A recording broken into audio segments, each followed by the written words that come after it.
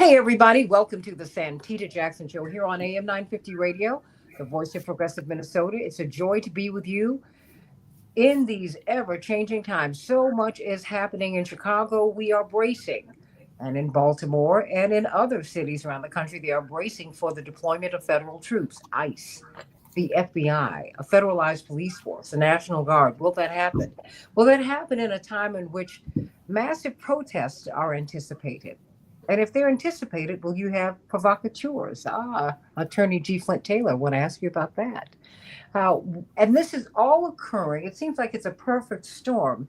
The Supreme Court, the U.S. Supreme Court, basically said that racial profiling is okay, it's allowable. So I need you to help me with this because there's a lot that is going on at one time. So as we get to this, I want you to meet me on Blue Sky. santitajackson.vsky.social, santitajackson.vsky.social. I'm on X at Santita J, at Santita J. I'm on Facebook, even as they have some issues today. Santita Jackson and Friends, Santita Jackson and Friends. I am on Instagram, santitajackson.ig, santitajackson.ig. And just please join, and do me a favor, thumbs up, thumbs up, thumbs up. Help us with the algorithm. You know, we are having challenges with our algorithm, but what you can do is help us with it because progressive programming tends to get shuffled way down in the deck. And so what we need you to do is to shuffle us to the top. So like and share the show, like and share the show, like and share the show. Texas State Representative Ron Reynolds, you have company. I think it's in Missouri. The Democrats there are displaying force because they're pushing back against gerrymandering. Indeed, Congressman Cleaver is on the chopping block. He's been named by the White House as someone they absolutely want to get rid of. Wow. And should I say he is also Pastor Cleaver, a great leader and the former mayor of Kansas City. I mean, it's just, wow. There's so much going on. And then, of course, Attorney Darrell Jones, the chair of the Transformative Justice Coalition, former prosecutor, very interesting background. And, of course, he and Barbara Arnwine host their own show on WOLDC, WOLNDC, every Tuesday at 12 noon Eastern Standard Time. If you want some of the best progressive radio, please tune in there. We're going to start things off with Attorney G. Flint Taylor, one of my personal heroes. Not that I don't love Attorney Jones and Texas State Representative Ron Reynolds. You're my heroes, too. That having been said, this man has really been standing on the front lines of our movement for such a long time. Fred Hampton's lawyer. He is the person, he and his law firm, the People's Law Firm, they changed the narrative really as soon as Fred Hampton was killed. When you woke up that morning, that awful December morning in 1969, all of the media were reporting that there was a shootout between Mark Clark uh, and some Panthers and Fred Hampton. It turns out it was not true. Thankfully, Attorney Taylor went to the apartment and saw all of the bullets go shooting in, and he has not stopped. If we have trouble, if we are struggling in Chicago and really all around the country, certainly he helped my brother Jonathan, Congressman Jonathan Jackson, in his many cases. They've been joining them for many, many years. And I want you to get his book, The Torture Machine. Ah, Racism and Police Violence in Chicago.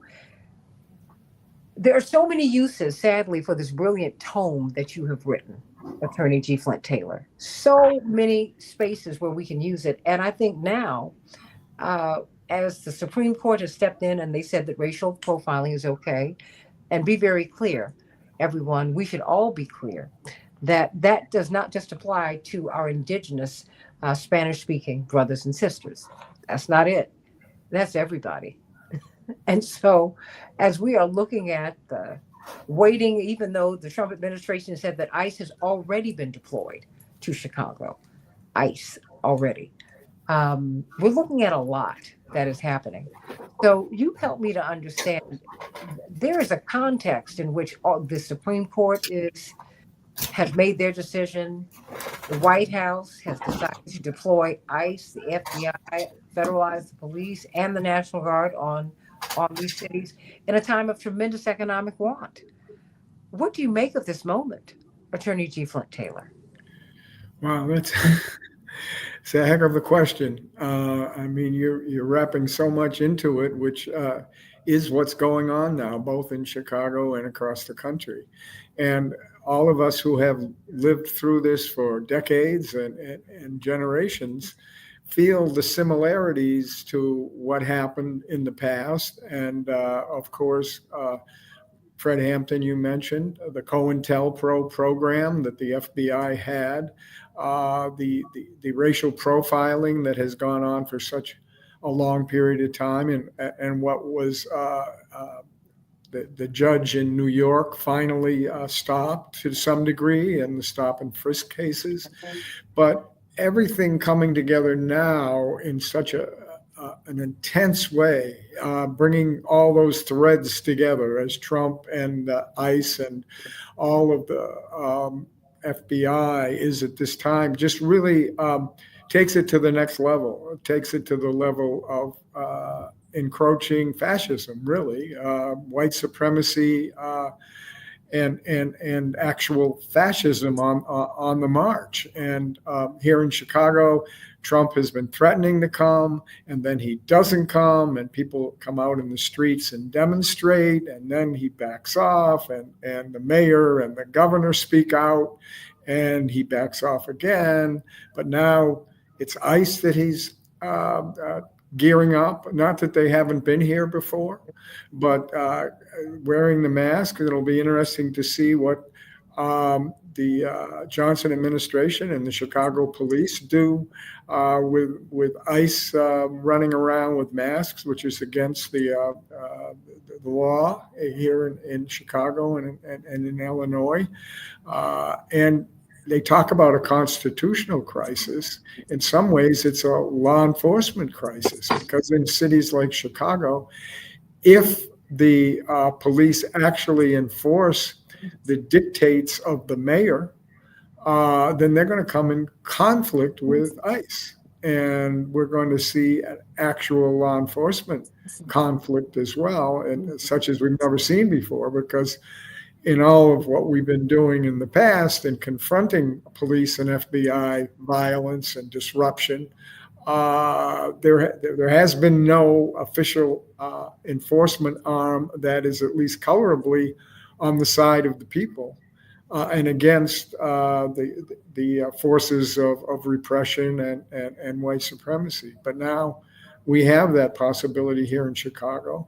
And we have that possibility in other places like Baltimore, in LA, and the places that Trump has decided to send his stormtroopers into. You call them stormtroopers. Why? I think it's self-evident, isn't it? Particularly in communities of color, the terror that these forces impart.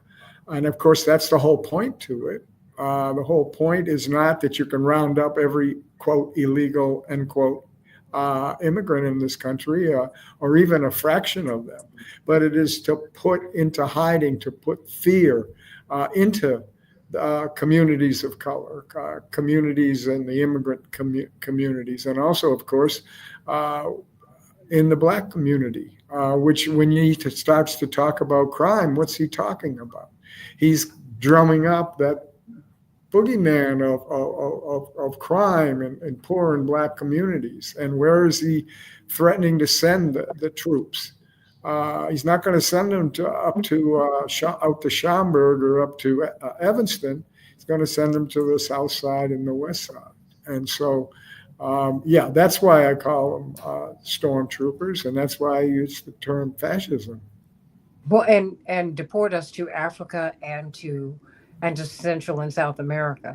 That's interesting because we can. That's where we all blend. Um, Attorney Daryl Jones, what do you make of this? Was there's a lot going on in this moment? I mean, uh, Attorney Taylor, I put all of that in because I'm seeing a through line here. I do see the stormtroopers. I do see the brown shirts. I do see a throwback to the slave catchers, because we've had that here in the United States. I mean, I'm all for going back to World War II, but this is as old as the Republic, or older than the Republic. This is just how we do what it is that we do. Um, Attorney Daryl Jones, you got the Supreme Court. Racial profiling is okay. You've got the alphabet boys and girls who are coming to our cities and towns. Um, Deportations to South America and Africa. They're not deporting us to France. Mhm. They're not Mhm. sending us to Ukraine. They're not sending us to Greece. They're sending us, I guess, back to Africa. It has another kind of ring to it. So, talk to me. What do you make of this moment? Well, Santita, this is an incredible moment that we're in right now. And ordinarily, in normal circumstances, when we have an executive who is acting out of his role and in excess of his power, we ordinarily could rely on a legislature to bring him back in to serve as a guardrail. If the legislature wasn't there, we could rely on our courts to serve as that guardrail to bring him back into line and to narrow his reach. But what we've seen happen yesterday, Monday, at the Supreme Court in the Palermo decision was this, and just by brief background with the Palermo decision, what happened was that in California, when the president sent in all of the federal guards and everyone else in there, and ICE in particular, to round people up. And they were rounding up uh, what they believed to be illegal immigrants based primarily on whether or not they were Latino. If they were Latino, it was an assumption that they were illegally in the country. If they were a Spanish speaker, it was assumed that they were illegally in the country. If they were located by a Home Depot or doing landscaping, it was assumed that they were illegally in the country. So it was the type of work they were doing, the location where they were found, where they were in a heavy Latino population, a heavy Latino neighborhood. All these were factors that these masked agents would be able to just take the person, no question asked, off the street and try to make them prove to them that they were legally in the United States. And what happened initially in California is that the U.S. District Court judge said, no, this ain't right. It's an outright violation of the Fourth Amendment, where unless there's a reasonable and articulable suspicion that a person has done something, you can't just come up to them and grab them off the street and do it and question them and do all this other stuff. You don't have the power to do that. That's unconstitutional. So what now has happened is that judge, the U.S. District Court judge, found, as I think most of the people in this panel would say, reasonably should have been done. The federal government, Kristi Noem, then filed an appeal to this U.S. Supreme Court, skipping the intermediate appellate court. The Supreme Court then took it up, and the Supreme Court of the United States, with Justice Kavanaugh, we like to call him "Hold My Beer" Kavanaugh, right? Justice Kavanaugh made the decision for the court, basically stating that they're going to grant a stay to that judge's decision with regards to them not being able to use those factors to make a determination whether or not someone is illegally in the country.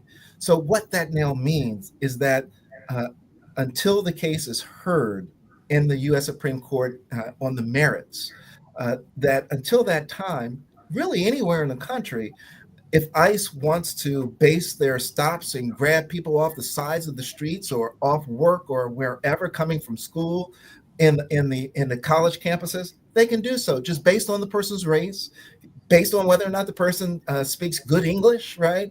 Or if they have an accent, where they're found, if they're in a neighborhood that's primarily Latino. All of these factors are all that ICE needs to do to grab somebody and make them prove that they are in the United States legally, which is completely, inconsistent with the Constitution of the United States and what we understand to be the working Fourth Amendment rights to be secure in your person, place, and things. So what has happened in essence, Santita, with this decision, with the rubber stamp of approval right now from the U.S. Supreme Court, is that they've now created what I call a Gestapo for immigrants. That the Gestapo could stop you for whatever reason, no reason at all, and say, prove that you're here legally. And if you don't have the papers, they're at home. You're not walking around with the papers. Yeah, I'm in the United States. I'm not, in Russia or some other countries where I might be required to always keep my ID on me. That's what the Supreme Court has now created. It's a second class. It's clearly a second class status of citizens. And I say that because, for one thing, it's not applied to whites, right? If you're a white, they're not saying you get stopped because you're white and you're presumptively illegal.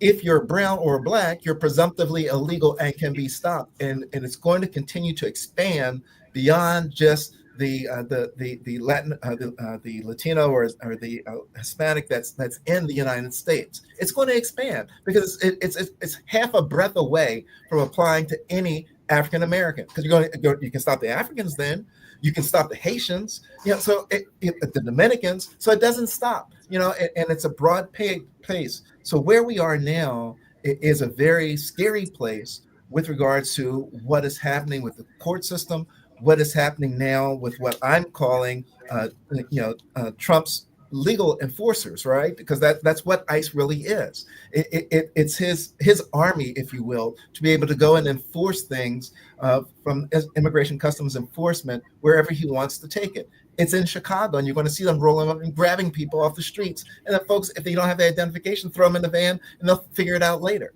So it's a scary place where we are right now. It's a very scary place. It's very concerning.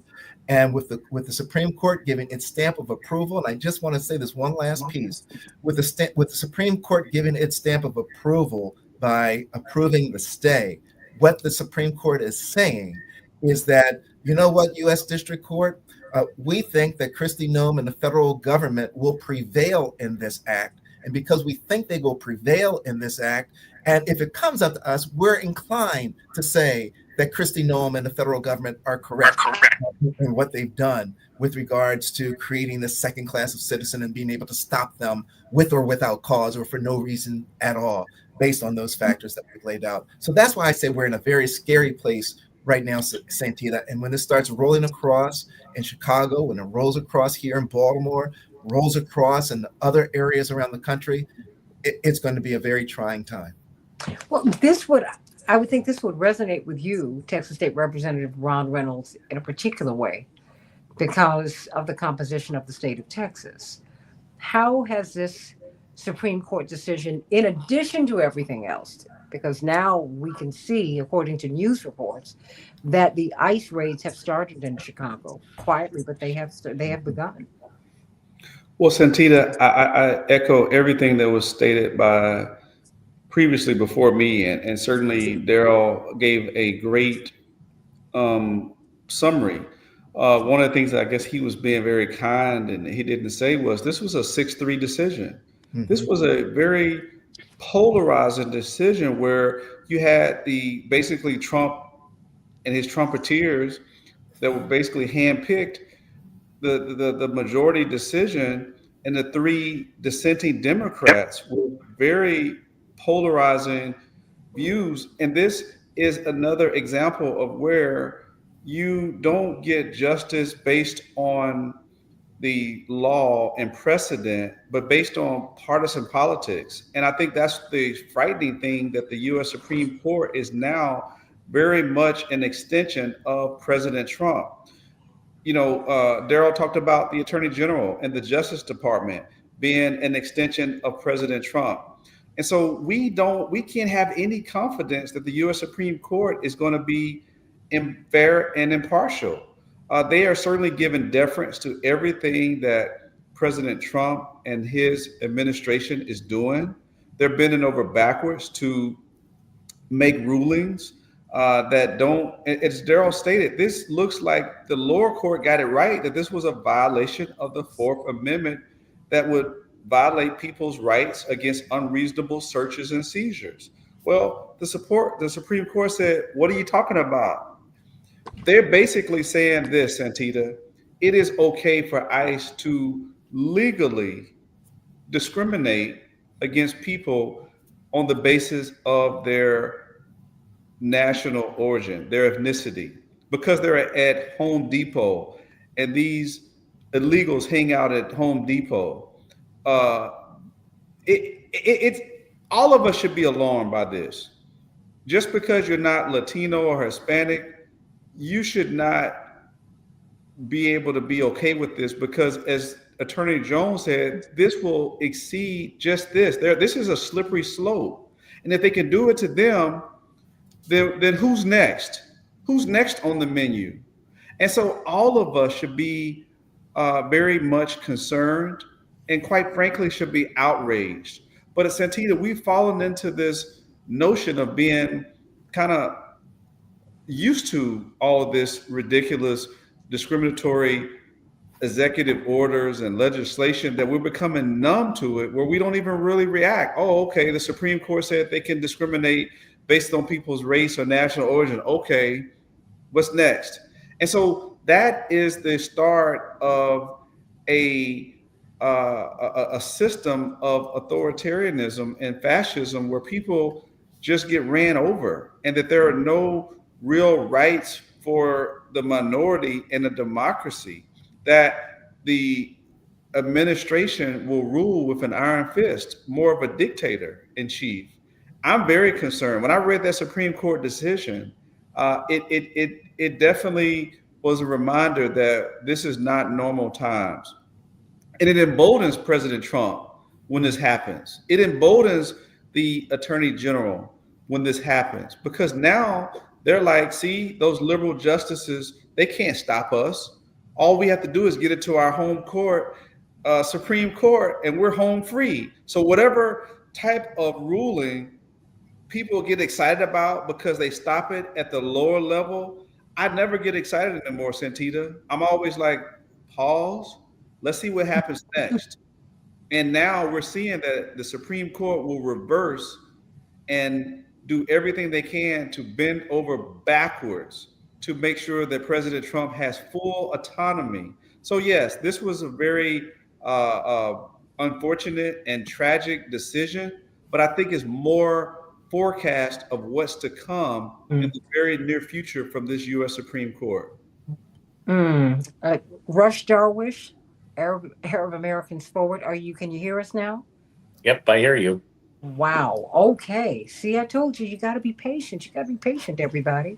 So what do you make of this? I mean, because everybody here, I just think eventually this hits everybody, because everybody's in the dragnet. Look, you got Marjorie Taylor Greene, what is it? Fighting for Palestinian rights now, at least. And so, look, anything is possible. anything. But then you've got some other people saying that we need to completely disengage from that, although we're paying for the conflict in the Middle East. So there is that. So you tell me, what do you make of all of these? Because you're a Chicagoan, there's so much that is happening at one time, and it's like, the reason I chased Attorney G. Flint Taylor down, I said, look, he's been at this longer than everybody. He has seen these police, and we're just seeing police from the federal level down to the local. And now we see the Supreme Court who's saying it's okay, basically, if you're rated, because that gives you so much space for that Supreme Court case. I'm just a layperson, but that's what I'm seeing. Mm-hmm. So what do you make of all of this decision? ICE they're here in Chicago. There's just so much going on, Rush.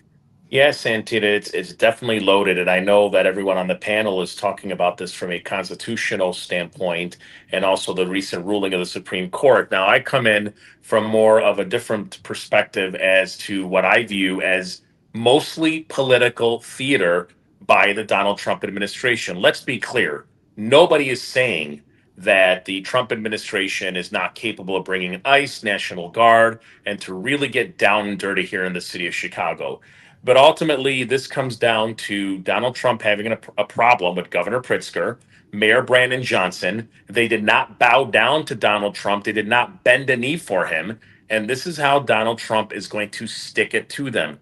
Of course, with Governor Pritzker being a presidential candidate, very likely in 28, this is what I call a war, but not the war that we think it is. It's a war that comes down first politics and first to Donald Trump to show what he is capable of. And that's more what I believe he wants to show at this point, because ultimately he knows he has a problem. Why?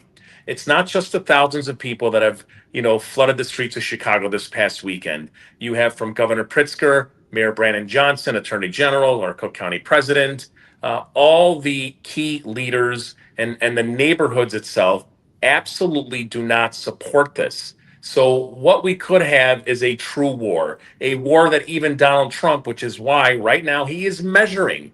He is measuring to see how far he can take this, because he knows full well that if he has a situation where he has a National Guard and ICE moving into various neighborhoods, there could be violence that he does not want to see. He knows that that could hurt him. So this is why I'm saying right here, right now, at this moment, we know he is capable of doing really bad things by sending in troops in Chicago. We know that racial profiling will happen.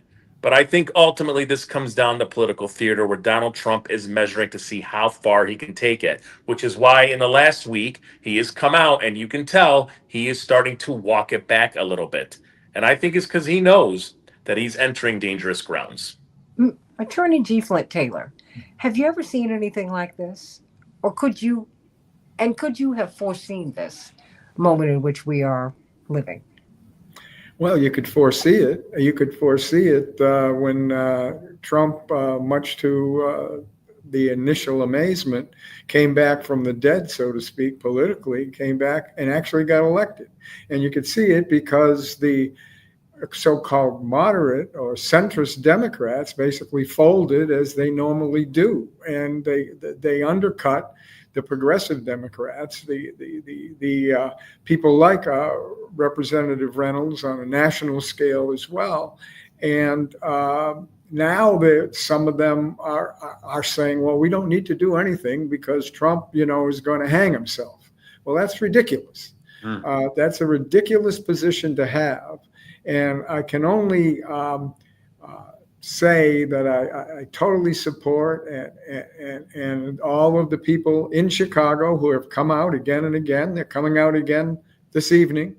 That resistance is what we have to do. We have to, and what you're saying is resistance. That Trump is hopefully weighing his options when he sees what kind of resistance he's getting, not only from the top, not only from the politicians that are now on board with it, but from the people themselves in the communities who have always been outraged by this and have always been looking for leadership and always have, in fact, their own leadership to resist this. And I think you ask whether we have seen this before. We have seen aspects of this before, certainly.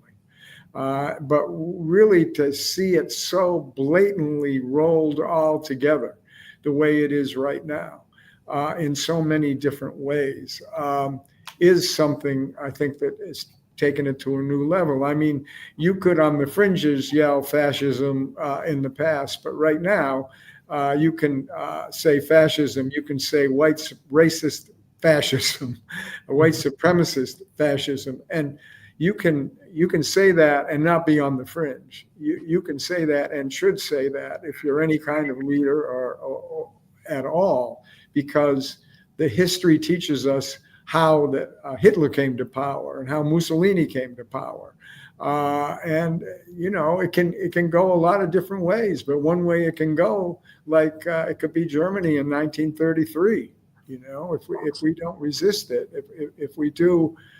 If we let it happen to, in that case, it was the Jews and the leftists. In this case, it's the immigrant community and Black folk. It's gonna become a reality if we're not careful. Why do you think it's important, Attorney Taylor, to really put racism, white supremacy, and anti-Black and anti-brown racism, anti-Palestinian racism, and just if you're not WASP, you're out of luck. Why do you think it's important to put that in the center of that? And let's be very clear, really, the flashpoint for all of this is anti-Black racism, because we're the only people who cannot pass into whiteness. Mm-hmm. We're the only ones. That's it. So Why do you think it's important to put that there? Well, I would defer to others on the panel, except to say that it's always been that way. This country was founded on racism and white supremacy, starting out with wiping out the indigenous folks, starting out with slavery, and going right down to the present in its various forms. So, and all the work I've done for the last 50 or 60 years has reaffirmed that at the heart of much of the oppression, repression, is white supremacy, whether it's Klan white supremacy or whether it's governmental white supremacy, FBI white supremacy. Well, the reason I went to you is because you are white. And it's important for us to hear white people talk about this. Years ago, Dr. Bill Cosby, when interviewed, I mean, this goes back more than 5 decades. He said, when he would go on these television shows, because he has always been very outspoken on racial issues. But he got to a point where he said, he was on Larry King's show. He said he would be asked to resolve some white-black conflict. He said, you know what? When you bring Bob Newhart on here and ask him about the black-white conflict, then you come back to me. Ask Bob Hope. Ask all of these white comedians, Shecky Green, ask them all. Ask them. And I think it's important we hear Black people talk about being on the brunt of racism. But we will hear you, Rush, talk about what it is as a Palestinian, just what we're dealing with, because that's racism. It absolutely is. But to hear a white person articulate your understanding of white supremacy and how it's at the center of the American project and the Western project, I think it's very important, because we don't hear that enough. I mean, we hear from white people, well, you're the exception. Everybody here on this panel has been the exception. Everybody on this panel speaks so well.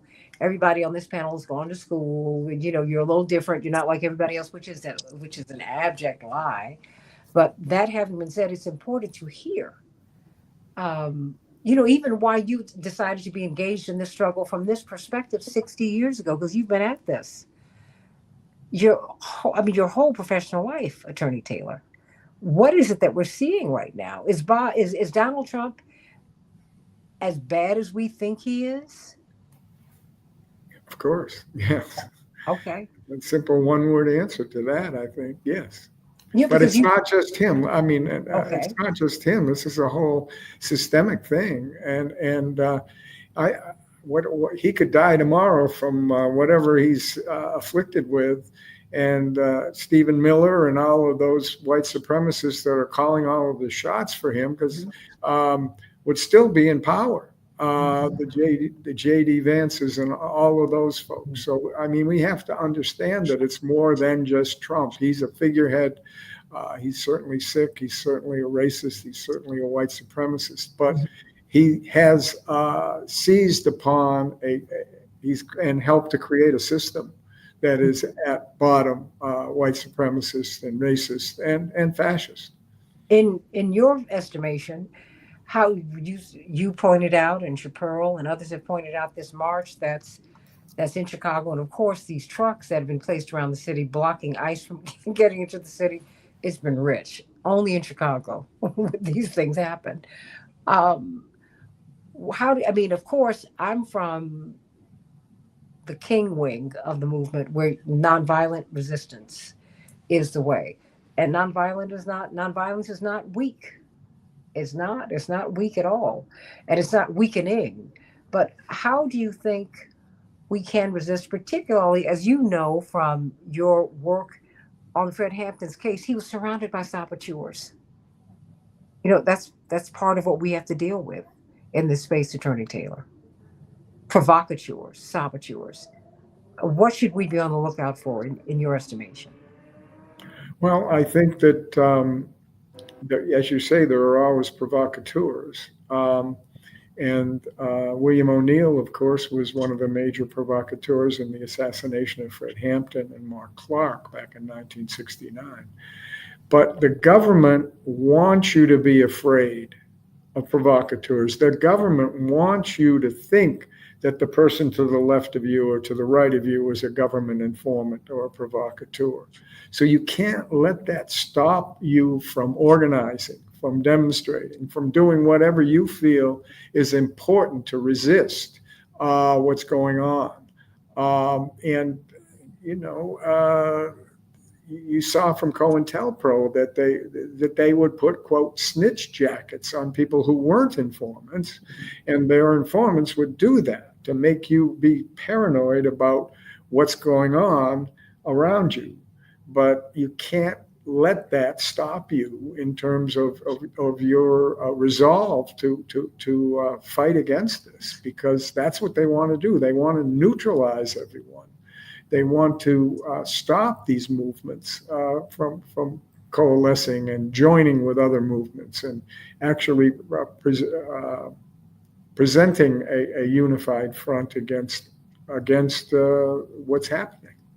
Rush, what are you seeing? I mean, do you see people beginning to come together and reach across all of these artificial divides that really keep us keep us from joining together to fight the power that oppresses everybody?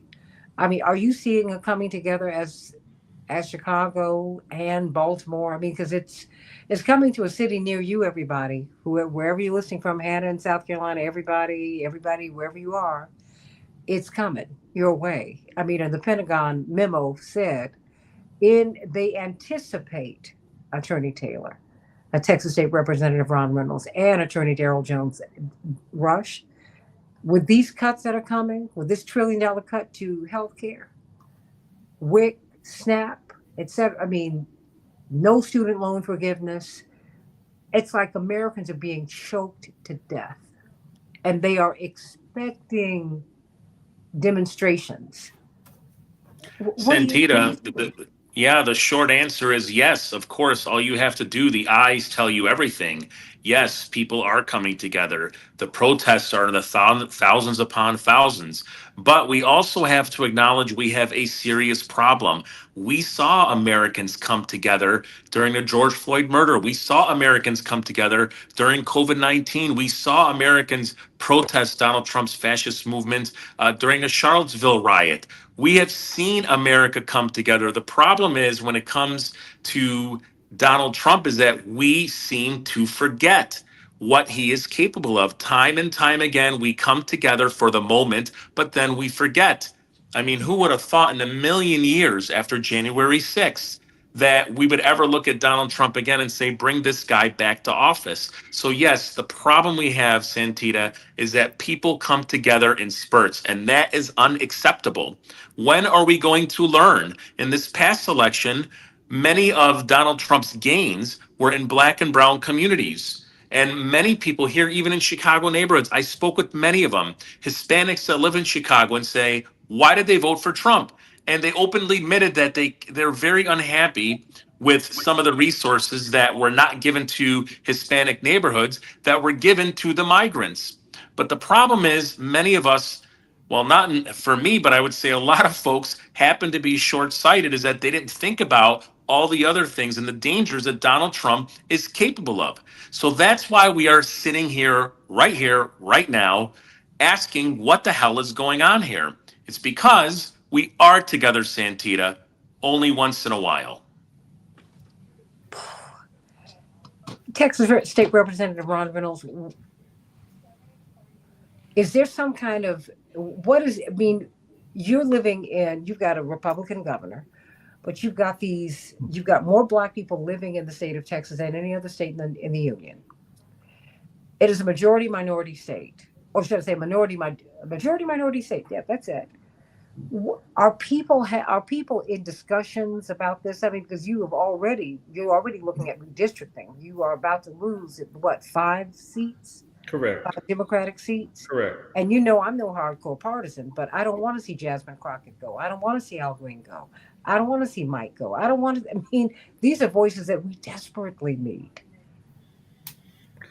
So I want to pick up on what Rush said. I totally agree with Rush. It's amazing how people will mobilized and in the moment will be so worked up in a frenzy, and then within a few short months or whenever the election is, they have basically went back to normal because they are not, they may still be worked up, but not worked up enough where it's important for them to go vote or to vote their values. So yes, that is what concerns me when people get excited about these rallies and they see these large crowds. I'm not a downer. I'm very excited to see people participating and engage. But to me, I've seen that over and over again. Is it sustainable? I've often joked with people, I wish it was the day before the election, because then I would believe that it would translate into them going to the polls. So that's the first thing. The second thing I want to pick up on is that what Attorney Taylor said. I think that there is a lot of uh, racism that exists, and unfortunately, a lot of people, particularly people that don't look like me, they are hesitant to call out racism. And so I think that it's important to call out racism for what it is, because when a white person calls out racism, it has more power to it. Unfortunately, when I call out racism, I'm deemed as playing the victim or the race card. So we need more allies that are willing to call out what President Trump is doing, that will be able to have it more palatable for some people to receive. And finally, I want to say that I think that this is a very, very turbulent time in this country, where we see multiple wars. We see the jobs numbers are very troubling. We see that there's inflation. We see the cost of living going up with everything that Trump said he was going to bring down. I think there's so much apathy right now. People are just trying to survive. People are just trying to make it through the end of the week, much less think about the next midterm elections. We're in a bubble, right? I'm talking about people on this call right now. We understand the nuances of the day-to-day politics and the Supreme Court decision. Most people at home, they aren't paying attention to these day-to-day things. They've almost built into the equation that Trump is going to do bad stuff, because he has done and he continues to do it. The only question is, a lot of them feel like it's hopeless. Like, and when it's hopeless, and this goes back to Fred's point, I mean, Mr. Taylor's point earlier, is that people stay home. If they feel like there's no hope and they feel like there's despair, what do I need to do it for anyway? He's going to get away with it, so I can't stop it. What does my vote count? Or they're going to arrest me for whatever reason. They're intimidated. That's a form of voter suppression. And that is what the psyche is, to get people of color to stay home. Because when they stay home, the people who they're unlikely to vote for, they stay in power. And I think that's what we're seeing right now. We're seeing a place in our history where people are just immobilized. They're just like shock and awe, like you don't know what to do. Like you look here, you're like shell shocked. Like, okay, it's another executive order. I just expect bad stuff to happen. All I want to do is just mind my business and make it through this whole deal. So I think that this is the call to action for us as leaders, us as people who have a platform, to be able to offer hope, and to also be able to encourage people to stay the course and to fight, that we can't surrender, that silence is complicity. Those are things that we can't, like, it's a marathon, not a sprint. So we can't get burnt out, but we have to stay the course. However long that course is, that's what we have to commit ourselves to do. But I find it very troubling, Santita, when I talk to people, they're just giving up. They're just like, what's the point? I'm just checked out. I'm over it, as they say. Particularly a lot of Black women who have said, look, we did our part. We're with 92%. We don't own this stuff. We're sitting out.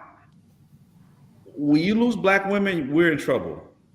I'll tell you that. We're in trouble. I'm talking about we as Democrats, because black women have been the lifeline. And what I'm hearing a lot of them say, a lot of them aren't at those rallies right now. They're not going out there. They're saying, look, we're over it. Now, I'm not saying they won't come around, but I'm saying that to me is concerning when you have people who are very jaded by what happened to Kamala Harris, and they feel a sense of betrayal from others who let them down. But I see that, quite frankly, with young people. I see that with Yeah. a lot of Americans feel that way because it's been a bipartisan betrayal. You have two wings on the same bird. And, I do see it in terms of stated policy differences between Republicans and Democrats. But when the people's voices speak up, when you in New York and in Minneapolis, the party says no to the candidates that the people have chosen. I mean, enough. So, which leads us to you, Daryl. I only have about 5 or 6 more minutes here, and I want everyone to be able to speak. But this goes into your wheelhouse about voting, okay? Because we have to have a whole other show on the, the increased number of obstacles to people and the vote. Because with all that is going on, now it is getting much more difficult to vote. Mm-hmm. No, you're absolutely right, Santita. And I tell you, I was thinking about the approach to this question because, we have the 2026 election that's coming up. And let me tell you, everyone says this is the most pivotal election ever. This is it. Imagine this. If you wake up in 2026 and the country has endorsed what Donald Trump and the Republican Party has been doing all along, if they endorse it, that is that they give even greater numbers to them in the House of Representatives, a greater majority than what they have now, that they are endorsing what the Supreme Court has done, that they're endorsing that the Congress should just lay the hands off, lay down, bow, take a knee to the president and what he wants to do, however he wants to do it, whether or not they believe is the right thing to do. This is the importance of registering and getting out and voting. This is the reason why in DC this past weekend, over 20,000 people got into the streets to say, no, we're not down with this. This is not the America that I want to live in or I want my children to live in. And that is what's going to be happening in Chicago right now, when you have people standing up saying, no, absolutely not. They may not be here legally, but we're going to be certain that they go through the legal system, that their rights are adjudicated, and that people have the opportunity to a fair trial and to be heard. We're not going to let a dictator run over us. That's the reason why it's so important to register. That's the reason why it's so important to vote, because we're going to have the opportunity in 2026 to correct the ship. Because that's what democracy is all about. If you don't like the way the ship is going, you got an election to correct the direction of that ship. They're going to have that election in 2026 to correct the direction of the ship if you believe the ship is going in the wrong direction. That's the beauty of the democracy. And I tell you, October the 15th, if you're in the DC area, we'll be outside the Supreme Court, fighting the court with regards to decisions that they're going to be hearing then on the private right of action. October the 18th, wherever you are in the country, that the Transformative Justice Coalition has joined forces with Indivisible, and we're going to be doing No Kings Part 2 all over this country. It's the quiet mouth, the closed mouth that doesn't get fed. And we've got to be certain that if you like democracy, democracy needs to be fed. In order for it to be fed, you need to open your mouth, get into the streets, and dissent. Say, I don't agree with what's going on. Say, I don't agree with what's going on with your vote. That's why we want you to register and get out and vote. That's your voice in the street, your voice in the ballot box. Santita, I cannot, express enough the importance of this upcoming election cycle and for people to create the guardrail to stop this runaway freight train that is the majority in the House of Representatives, the majority in the Supreme Court, and where they're taking the executive branch of this government.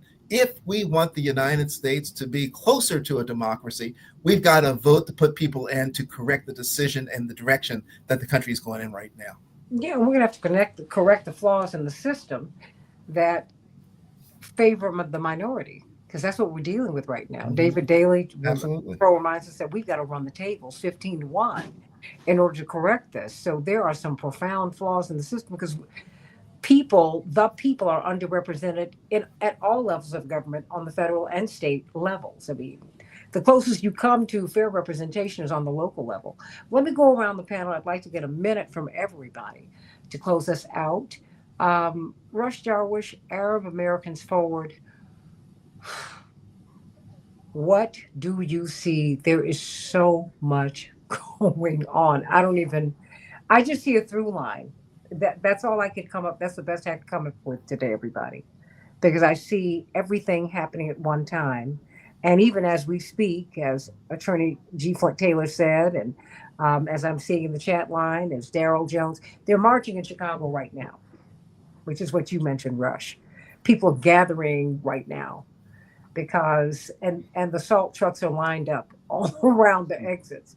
That's how we get down in Chicago. I love this city. Whoa, I love it. I love this place. These are the craziest people in the world. I love it. Oh, yes. But Dr. King did say these were the meanest people he'd ever seen in his life. I'm mindful of that too. And, and then my father was left here to organize. And they did a heck of a job doing that. Look at all the progress that we've made, but the work has to be sustained. We have to get to it. Rush, your closing thought. I'm going to go with what Rep. Ron said, just to add to it, is that one, we have to be vigilant. We can't give up. Their idea is to break you. We cannot be broken. That's number one. Number two, we got to sit up and keep fighting. As a president here in Chicago, the Arab American Business Association, we just met with various restaurant owners about making sure to protect your workers, because these workers are valued, and make sure they have the right direction as to how to handle situations. And number three, yes, these protests are awesome.